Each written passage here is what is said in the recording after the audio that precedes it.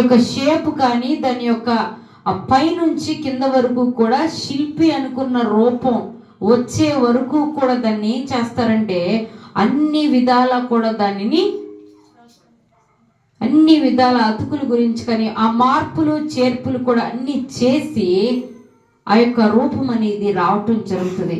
ఈరోజు మన ప్రయాణం కూడా గతం నుండి భవిష్యత్తుకు వెళ్ళేటప్పుడు ఈ మార్గంలో ఎన్నో దెబ్బలు, ఎన్నో ఇరుకులు, కొంత సంతోషం ఇవ్వచ్చు దేవుడు, కొంత నష్టం ఇవ్వచ్చు, కొంత భయం ఇవ్వచ్చు, కొంత ఆనందం ఇవ్వచ్చు, అన్ని కొంత కొంత కొంత జరిగితేనే నువ్వు కూడా ఈ లోకంలో ఒక విగ్రహం లాగా, చక్కని విగ్రహం లాగా ఈ లోకంలో నువ్వు తయారు కాబోచున్నావు. కాబట్టి ఈరోజు ఈ గతం నుండి భవిష్యత్తుకు వెళ్ళే మన జీవితాల్లో శిల్పి చెప్పిన విధంగా విగ్రహం ఏమవ్వాలి? ఇప్పుడు శిల్పి ఎవరు ఇక్కడ మనకి? ప్రభు. కంసాలి ఎవరు?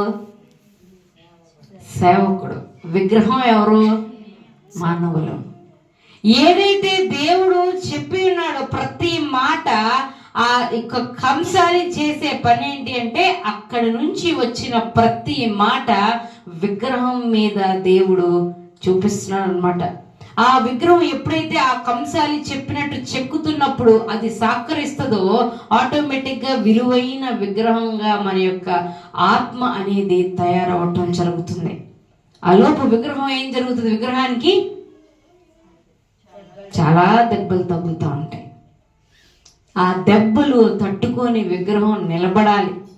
అది మన యొక్క శరీరానికి అవ్వచ్చు, ఆత్మకు అవ్వచ్చు, కుటుంబంలో అవ్వచ్చు, లేకపోతే మనకు ఉన్నటువంటి ఆర్థికపరమైన ఎందులో అయినా కూడా నష్టం జరిగినప్పటికీ కూడా విగ్రహం ఎలా ఉండాలి? నేను ఒక అందమైన విగ్రహంగా అవ్వబోతున్నా అన్న విశ్వాసము మానవుని యొక్క జీవితంలో ఎప్పుడైతే ఉంటుందో, నువ్వు వేసే ఈ యొక్క ప్రయాణంలో దేవుడు నీతో తోడుగా ఉంటాడు. అది మానవుడు ఈరోజు మనం గుర్తుపెట్టుకోవాల్సిన విషయం. ఎందుకంటే మనం ఎన్ని పనులు చేసినా, నువ్వు ఎన్ని నిర్ణయాలు తీసుకున్నా, క్రీస్తు శక్తి నీకు తోడవ్వకపోతే నువ్వు ఏ పని చేసినా కూడా అది విఫలమే, వ్యర్థం కూడా కాదు, అదొక ఫెయిల్ అయిపోతా ఉంటాం నీ జీవితంలో. అది మానవుడు గుర్తుపెట్టుకోవాలి. అడవిలో వెళ్తా ఉంటాము, గమ్యం కనిపిస్తుందా? కానీ ఒక చిన్న టార్చ్ లైట్ ఏం చేస్తుంది? ఆ అడవిలో వెళ్ళటానికి దారి చూపిస్తుంది. అదే క్రీస్తు యొక్క తోడు మానవుని యొక్క జీవితానికి. చివరికి ఎక్కడి వరకు చేరుతా ఉన్నది మనకు కూడా తెలియదు, కానీ క్రీస్తు యొక్క ఆ యొక్క వెలుగుని ఎవరైతే పట్టుకొని నడుస్తారో ఏమవుతుంది అంటే గమ్యం నీకు ఒక అడుగు వేయటానికి నీకు ముందు ధైర్యం నీ జీవితంలోకి రాబోతుంది. చూడండి, ఇప్పుడు ఒక్కసారి మనం 2-3 మాటలు మనం ధ్యానించుకుని ముగిద్దాం. చూడండి ఒకసారి యెషయా గ్రంథము 43వ అధ్యాయము 18వ వచనం.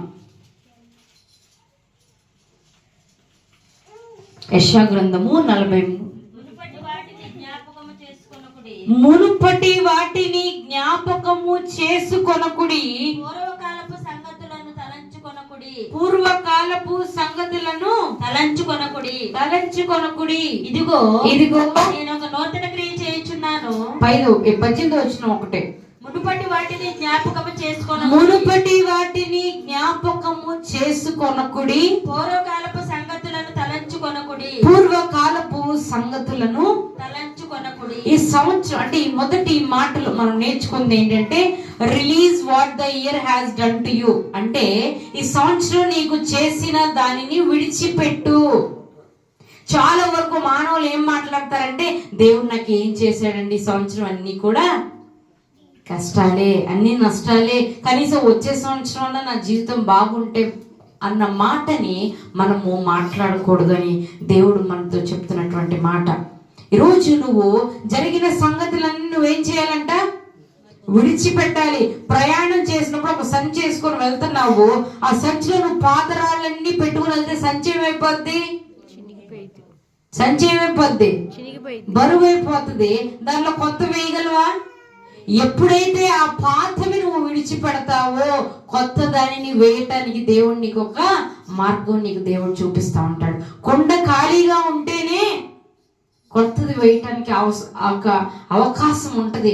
ఈ యొక్క రోజుల్లో నువ్వు గుర్తుపెట్టుకోవాల్సిన విషయం ఏంటంటే, ఈ రోజు నువ్వు ప్రాముఖ్యంగా ఈ సంవత్సరం దేవుడు నీ జీవితంలో ఏమేమి చేశాడో అవన్నీ కూడా నువ్వు విడిచిపెట్టాలి. అందరి జీవితాల్లో కొంత ఆనందం, కొంత నష్టం, కొంత సంతోషం, కొంత దుఃఖం అన్నీ దేవుడు ఇస్తాడు. సమస్తాన్ని నువ్వు విడిచిపెట్టాలి. నూతన క్రియ కొరకు నువ్వు ఎదురు చూడాలి. ఈ రోజు నుంచి నువ్వు దేని కొరకు చూడాలంటే, నాకు ఏం చేశాడు ఆ మాట నువ్వు మాట్లాడటానికి వెళ్ళలేదు. కనీసం వచ్చే సంవత్సరమైనా బాగుంటుందేమో అన్న ప్రశ్న కూడా నువ్వు వేసుకోవాలి. దేవుడు నా యొక్క ఆత్మకు సంబంధించిన తగినట్టుగానే నా జీవితాన్ని దేవుడు ఇచ్చాడని మనం గుర్తుపెట్టుకోవాలి. కుండ కెపాసిటీ బట్టి అందులో పోయగలం, కానీ కుండ బలంగా లేకపోతే అందులో ఏం పోసినా ఏమైపోతే పగిలిపోతుంది, అది కారిపోతుంది. ఈరోజు మానవుడు అది కాలము దేవుడి కొత్తది కనిపెట్టలేడు, మన జీవితంలో కొత్త క్రియ కూడా చేయలేడు అనమాట. అందుకని మనం మొదట ఏం విడిచిపెట్టాలి? ఎఫెసీయులకు రాసిన పత్రిక 4:31 చదవండి. ఎఫెసీయులకు రాసిన పత్రిక 4:31. సమస్తమైన ద్వేషము, కోపము, క్రోధము, అల్లరి, దూషణ, సకలమైన దుష్టత్వమును మీరు మళ్ళీ ఒకసారి చదవండి. సమస్తమైన ద్వేషము, కోపము, క్రోధము, అల్లరి, దూషణ, సకలమైన దుష్టత్వము మీరు హల్లెలూయా ఏం విడిచిపెట్టాలి? చివరి పదం ఒకటి చాలు, సకలమైన దుష్టత్వము. పండుగ బాగా చేసుకున్నారా? పండుగ ఎట్లా బాగా చేసుకున్నది? ఎట్లా? ఈ దుష్టత్వము అంటే అర్థం ఏంటి అంటే, పండగ రోజున ఖచ్చితంగా మందు తాగాలంట. పండగ రోజున ఖచ్చితంగా మనం ఇంకేం చేయాలి? ఫ్రెండ్స్తో కలిసి బయటకు వెళ్ళాలి, లేదా జోదం ఆడాలి, పేకాట ఆడాలి, లేకపోతే విపరీతంగా తాగేసి ఇంటికి వచ్చింది కూడా ఒకలాంటి సెలబ్రేషన్. ఎందుకంటే పాకలో యేసు ప్రభు జన్మించారు కనుక సెలబ్రేషన్ ఏంటి అంటే మానవుడు ఇక్కడ మందు. ఎప్పుడైతే ఈ దుష్టత్వాన్ని నువ్వు విడిచిపెడతావో ఆ రోజు దేవుడు నీ యొక్క కుండలో ఆశీర్వాదాన్ని నింపడానికి ప్రయత్నం చేస్తారు. ఈరోజు వాక్యం ఎప్పుడు కూడా చెక్కినట్టుగానే ఉండాలి, సుత్తితో పగలగొట్టినట్టుగానే ఉండాలి. ఆనాడే మానవుడు ఏం చేస్తాడు? అప్పుడే కొంతైనా ఆలోచించడానికి ప్రయత్నం చేస్తూ ఉంటాడు. ఈరోజు ఎందుకు చెప్తున్నానంటే, అనేక మంది ఉన్నారు పండగ సెలబ్రేషన్ ఏంటి అంటే మందు, వ్యసనం. అదే దేవుని యొక్క సంబంధం కలిగిన వారైతే ఎలా ఉంటారు? పండగ సెలబ్రేషన్ అంటే కుటుంబంతో కలిసి ఆరాధనలో పాల్గొని, కుటుంబంతో కలిసి చక్కటి భోజనం చేసి, కుటుంబంతో కలిసి కొంత సమయం గడిపే, అది నిజమైనటువంటి క్రైస్తవ కుటుంబం. అది క్రిస్మస్, నిజమైన క్రిస్మస్ అంటే. ఇక్కడ ఒకళ్ళు, అక్కడ ఒకళ్ళు, ఇక్కడ ఒకటి వేషం, అక్కడ ఒక వేషం. ఇవన్నీ వేషాలు ఎప్పుడైతే వేస్తా ఉంటావో నీ జీవితంలో దేవుడు నూతనమైన క్రియను చేయగలరా? ఎంత సంపాదించామా అన్నది గొప్పతనం కాదు, కానీ ఎంత తిరుగుతున్నామా అన్నది గొప్పతనం. కానీ ఎంత దేవుడి దగ్గర తగ్గించుకొని, దేవుడి దగ్గర సమస్త కల్మషమును విడిచిపెట్టి లోకంలో జీవిస్తున్నామో వాళ్ళు నిజమైనటువంటి క్రైస్తవులు. ఈరోజు ఈ క్రైస్తత్వం అంటే ఏదో మొత్తం క్రైస్తత్వం అంటే ఒక క్రిస్టియన్, ఒక రిలీజియన్ అనుకుంటున్నారు చాలా వరకు. క్రైస్తత్వం అంటే ఒక మార్గము, నిర్దేశింపబడినటువంటి మార్గం ఈ లోకంలో. ఇలా బ్రతికితేనే దేవుడు నీ జీవితంలో ఒక రాజ్యమును దేవుడు నీకు ఇస్తా ఉంటాడు.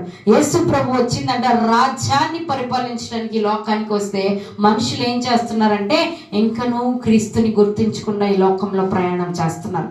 ఈ ఆఖరి శుక్రవారం తీర్మానం లేనటువంటి బ్రతుకులలో మానవుడు బ్రతకవద్దు. అది కుటుంబం అయినా సరే, ఎవరికైనా సరే, నీ కుటుంబ ద్వారము పైన క్రీస్తు యొక్క శిలువ రక్తం కనిపించాలి. క్రీస్తు యొక్క శిలువ యొక్క, క్రీస్తు పుట్టుకని యొక్క ద్వారం మీద కనిపించాలి అంటే ఆత్మ ఏ విధంగా ఉన్నదన్నది ప్రశ్న వేసుకోండి. ఈరోజు దేవుడు అందుకే ఏం చెప్తాడంటే పాతవి విడిచిపెట్టు, గతం గుర్తు తెచ్చుకోకిక. ఇంకా నీకు ఒక అవకాశం ఇస్తున్నాడు దేవుడు. ఏంటంటే ఇవన్నిటిని విసర్జించి రా నా వద్దకు.